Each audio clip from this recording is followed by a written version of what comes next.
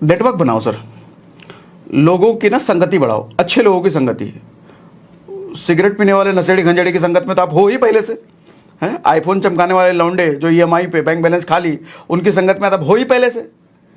लेकिन उन लोगों की संगत में बताओ जो कुछ कर रहे हैं, आगे बढ़ रहे हैं, अपनी फैमिली को संवार रहे हैं, दुनिया में नाम कमा रहे हैं, उन लोगों की थोड़ी संगत बनाओ। उन लोगों को देखना शुरू करो, उनका चाल चलन कैसा है, क्या करते हैं, कैसी वर्क एथिक्स है, किस चीज़ों में उनका समय जाता है। इन लोगों से थोड़ा जान पहचान बनाओ। नेटवर्किंग कहते हैं इसको। ज़्यादातर लोग शेर का एग्जाम्पल देते हैं कि शेर ना अकेला चलता है जंगल में। अरे बेवकूफ़ है वो, अकेला चलता है। शेर अकेला चलता है इसीलिए सर्कस में मिलता है, इसीलिए लोग सर्कस में उसको डंडा मार के नचाते हैं अपने इशारों पर। कभी देखा है भेड़िए को किसी सर्कस में? भेड़िया कभी अकेला नहीं चलता, झुंड में चलता है वो। 4 भेड़िया अगर एक जगह है ना तो चारों अलग अलग दिशा में देखेगा, एक उत्तर में, एक पूर्व में, एक पश्चिम में, एक दक्षिण में देखेगा। क्यों मालूम? चारों अलग अलग देख रहा है, कहीं कोई शिकारी हम पर हमला ना करते, जिसकी वजह से वो बच गया। अच्छा, चारों दिशा में देख रहा है तो उसको यह भी पता है कि किस डायरेक्शन में हमको शिकारी मिल जाए। चारों देख रहा है ना, जिस किसी एक को शिकारी पर नजर पड़ी वो चारों दौड़ जाएंगे, उस पर हमला कर देंगे। कभी नहीं देखा होगा कि भेड़िए को उठा करके कोई शिकार करके अपना गांव ले गया, शहर लेकर के गया, कभी नहीं होता ऐसा। और अगर गलती से कोई भेड़िए के बच्चे को उठा के ले गया ना, भेड़ियों का झुंड उस पूरे गांव को तबाह कर देता है, पूरे बस्ती को उजाड़ देगा वो। इतने खतरनाक होते हैं भेड़िए।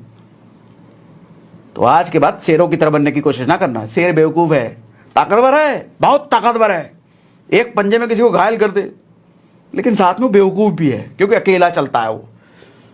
भेड़िया शेर से भले ही कम ताकतवर है लेकिन ज्यादा समझदार है, इसलिए कभी शिकार नहीं होता भेड़िए का, इसलिए कोई सर्कस में नहीं चापाता भेड़िए को।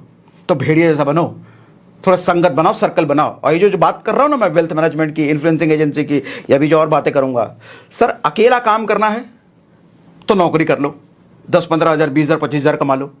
लेकिन बड़ा लाखों में, करोड़ों में खेलना है तो सर नेटवर्क चाहिए, संगति चाहिए।